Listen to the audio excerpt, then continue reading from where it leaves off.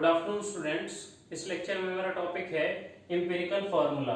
हम यहाँ पर एम्पिरिकल फार्मूला को डिफाइन करेंगे और इससे रिलेटेड कुछ न्यूमेरिकल्स की प्रैक्टिस भी करेंगे। तो देखिए, सबसे पहले इसको डिफाइन करते हैं।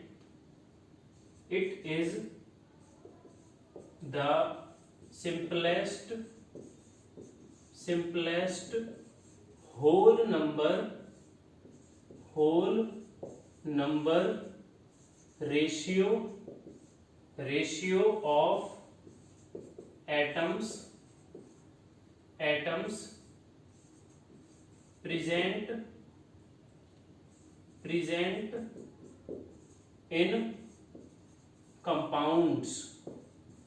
present in compounds।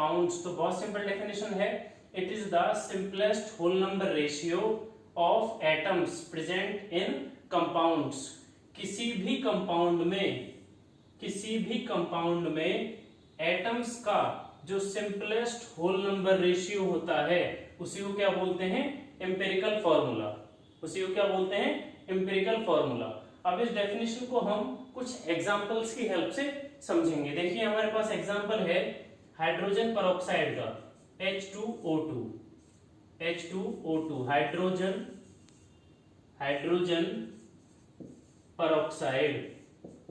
परऑक्साइड। ठीक है, हाइड्रोजन परऑक्साइड का फॉर्मूला क्या होता है? H2O2। यहां पर ये इसका मॉलिक्यूलर फॉर्मूला है।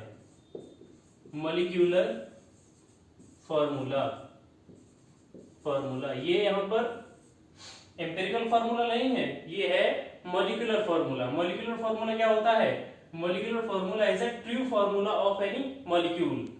Molecular formula is the true formula of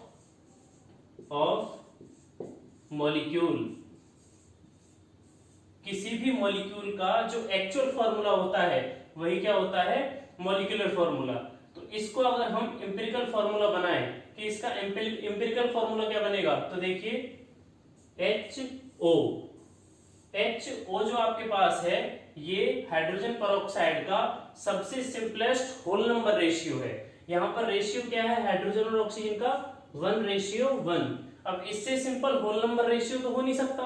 ठीक है, तो यहां पर सबसे simplest whole number ratio hydrogen peroxide के लिए क्या है? 1:1। इसलिए इसका एम्पिरिकल फॉर्मूला क्या हो जाएगा? हाइड्रोजन परऑक्साइड का एम्पिरिकल फॉर्मूला हो जाएगा HO।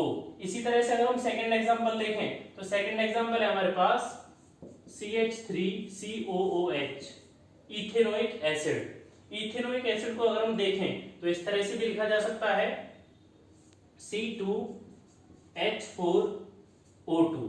इस तरह से भी हम इस फॉर्मूला को लिख सकते हैं। अब यहां से इसे और सिंपल अगर हम करें, ये आपके पास मॉलिक्यूलर फॉर्मूला है, ध्यान रखिए। अगर हम इसे एम्पिरिकल फॉर्मूला में कन्वर्ट करें तो हमारे पास रिक्वायरमेंट क्या है? Simplest whole number ratio. हमें इस कंपाउंड में, इस मॉलिक्यूल में प्रेजेंट जो एटम्स हैं उनका सिंपलेस्ट होल नंबर रेशियो करना पड़ेगा। तो यहां पर देखिए, इसका सिंपलेस्ट होल नंबर रेशियो क्या हो जाएगा? CH2O। यहां पर कार्बन, हाइड्रोजन और ऑक्सीजन का सिंपलेस्ट होल नंबर रेशियो क्या हो गया? 1:2:1। तो इस तरह से हमने इथेनोइक एसिड के लिए भी एम्पिरिकल फॉर्मूला देख लिया और उसका एम्पिरिकल फॉर्मूला क्या हो जाएगा? CH2O। इस तरह से एम्पिरिकल फॉर्मूला आपको समझ में आया होगा। अब हम एम्पिरिकल फॉर्मूला पे बेस्ड कुछ न्यूमेरिकल करेंगे। तो चलिए, अब हम एम्पिरिकल फॉर्मूला पे डिपेंड कुछ न्यूमेरिकल्स करते हैं। फर्स्ट न्यूमेरिकल है हमारे पास, determine the empirical formula of an oxide of iron which has 69.9% iron and 30.1% of oxygen by mass. हमें यहाँ पर आयरन और ऑक्सीजन का एटॉमिक मास गिवन है। ठीक है, तो हम इस न्यूमेरिकल को टेबलेट फॉर्म में सॉल्व करेंगे। देखिए, सबसे पहले हम इसके लिए टेबल बना लेते हैं। इस तरह से हमारे पास फर्स्ट कॉलम रहेगा एटम के लिए, एटम। ठीक है, सेकंड कॉलम रहेगा परसेंटेज कॉम्पोजिशन के लिए, परसेंटेज बाय मास। ठीक है, थर्ड कॉलम रहेगा हमारे पास नंबर ऑफ मोल्स के लिए, जिसे हम स्मॉल n से रिप्रेजेंट करते हैं, नंबर ऑफ मोल्स। ठीक है, फोर्थ कॉलम हमारे पास रहेगा simple molar ratio, simple molar ratio. ठीक है, इस तरह से। अब देखिए हमारे पास एटम कौन कौन से हैं। एटम है हमारे पास iron and oxygen.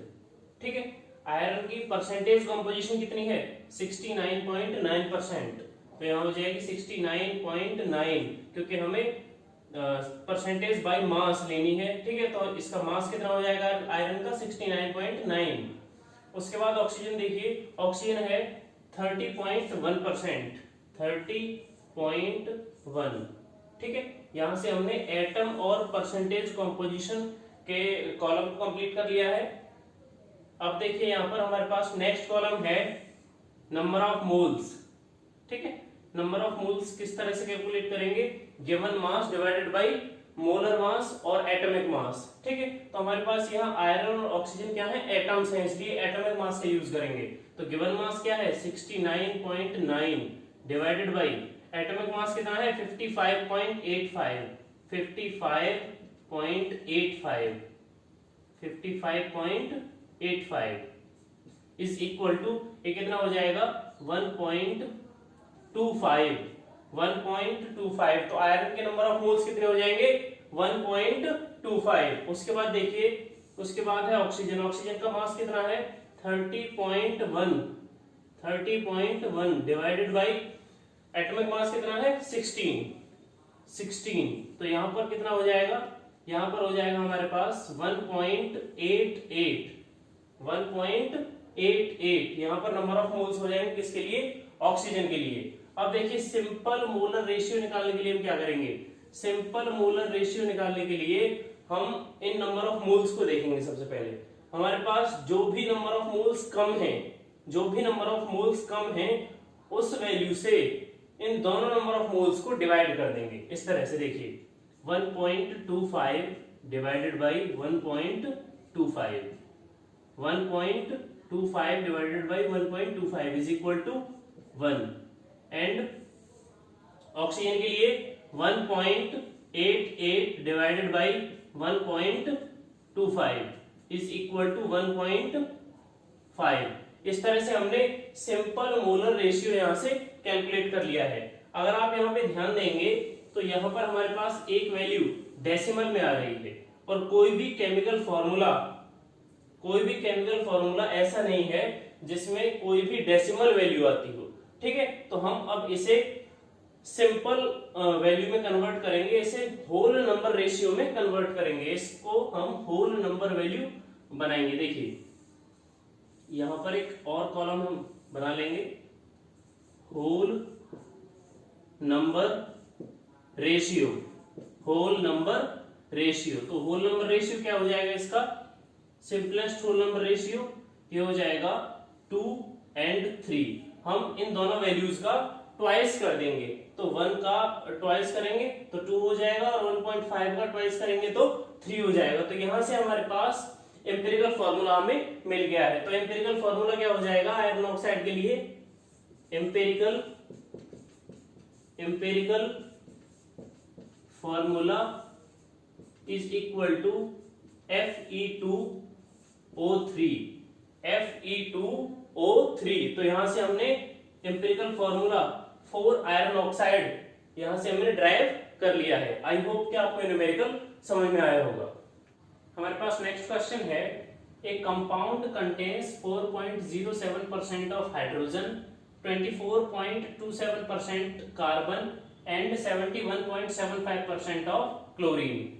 Calculate empirical formula and molecular formula. हमें यहाँ पर एम्पिरिकल फॉर्मूला और मॉलिक्यूलर फॉर्मूला दोनों ही कैलकुलेट करने हैं। हमें यहाँ पर मोलर मास दिया हुआ है, जो भी हमारे पास कंपाउंड बनेगा उसका molar mass, molecular mass given है 98.96 ग्राम। तो चलिए इसे सॉल्व करते हैं। इसे भी हम टेबल की फॉर्म से सॉल्व करेंगे। देखिए टेबुलेट करके इसे सॉल्व करेंगे। फर्स्ट कॉलम में हमारे पास रहेगा एटम,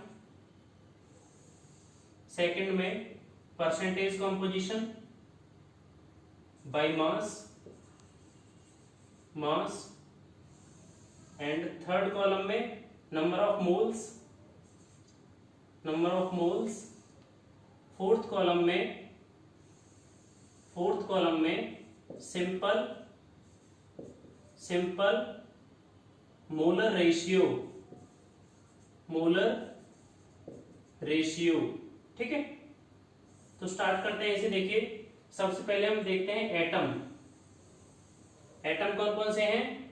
सबसे पहले है हाइड्रोजन, उसके बाद कार्बन और फिर है क्लोरीन। तो यहां पर हम लिख लेते हैं पहले कार्बन के लिए, उसके बाद हाइड्रोजन, उसके बाद क्लोरीन, उसके बाद क्या है क्लोरीन। ठीक है, तो हमारे पास 3 एटम हैं, कार्बन, हाइड्रोजन एंड क्लोरीन।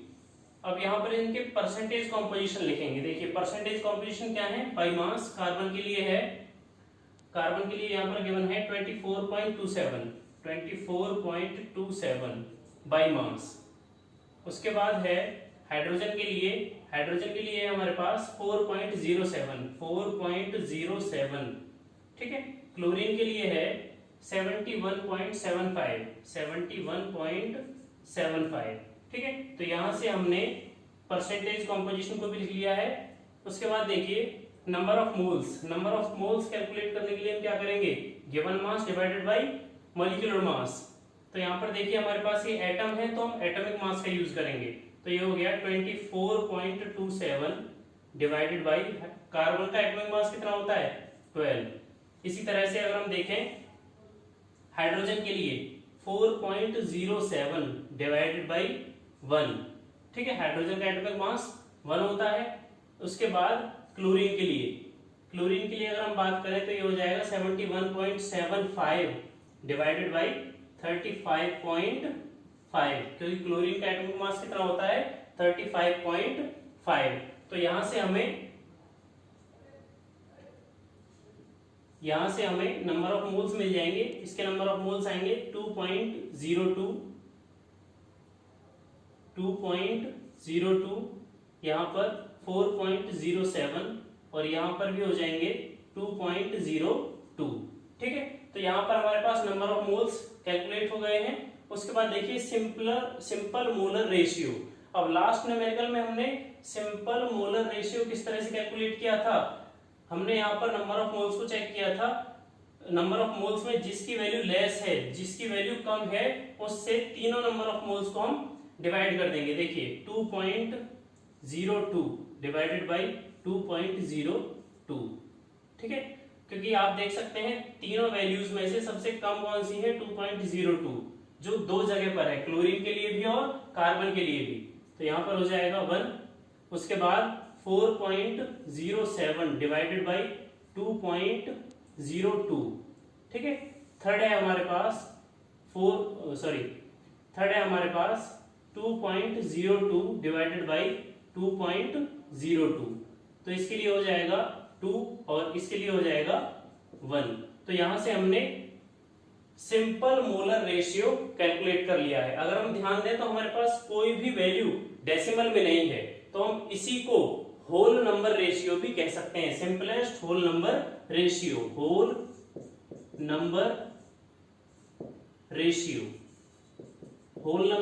हमारे पास है। देखिए सेम रहेगा यहां पर 1, 2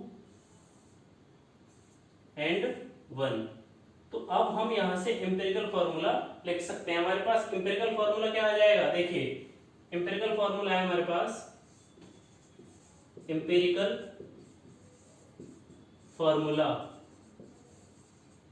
formula is equal to carbon कितने हैं 1 C। ठीक है, हाइड्रोजन कितने हैं 2 H2 और क्लोरीन कितने हैं हमारे पास 1 Cl।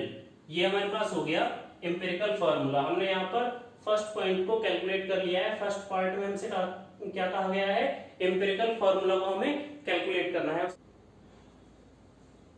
अब हम मॉलिक्यूलर फॉर्मूला कैलकुलेट करेंगे। देखिए हमारे पास एम्पिरिकल फॉर्मूला है CH2Cl। तो सबसे पहले हम इसका मास कैलकुलेट कर लेते हैं। हमारे पास मास है 12 प्लस हाइड्रोजन के लिए 2 प्लस क्लोरीन के लिए 35.5, तो ये टोटल हो जाएगा 49.5 ग्राम। तो यहां से हमने एम्पिरिकल फॉर्मूला मास कैलकुलेट कर लिया, कितना है 49.5 ग्राम।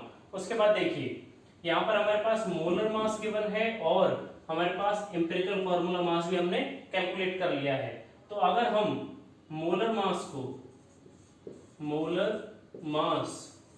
को डिवाइड कर देते हैं किससे, एम्पिरिकल फॉर्मूला मास से, एम्पिरिकल फॉर्मूला मास से अगर इसे हम डिवाइड कर देते हैं तो हमारे पास कितनी वैल्यू आती है, देखिए 98.96 हमारे पास मोलर मास है, divided by empirical formula mass है 49.5, तो हमारे पास आ गया 2। ठीक है, हमारे पास कितना आ गया 2। उसके बाद बुक में एक फॉर्मूला गिवन है, बुक में जो फॉर्मूला है वो है molecular formula is equal to n into empirical formula, n into empirical formula. तो यहां पर देखिए हमारे पास जो n है वो क्या है 2 इज इक्वल टू n, ये हमारे पास n है, n हमारे पास 2 है तो 2 हमने यहाँ पर पुट कर दिया। और एम्पिरिकल फॉर्मूला क्या है, एम्पिरिकल फॉर्मूला है CH2Cl। तो यहां से अगर हम इसे देखते हैं तो हमारे पास कितना आ जाएगा C2H4Cl2, हमने 2 को इसमें मल्टीप्लाई कर दिया। तो यहां से हमें क्या मिल गया, मॉलिक्यूलर फॉर्मूला। अब ये मॉलिक्यूलर फॉर्मूला सही है या गलत है, इसको हम चेक कर सकते हैं किससे, मोलर मास से। यहां से हम C2H4Cl2 का मोलर मास कैलकुलेट करते हैं। देखिए इसका मोलर मास कितना आएगा, कार्बन 2 है हमारे पास 24 प्लस हाइड्रोजन कितने हैं 4, ठीक है, प्लस क्लोरीन कितने हैं 2, तो 35.5 इंटू 2।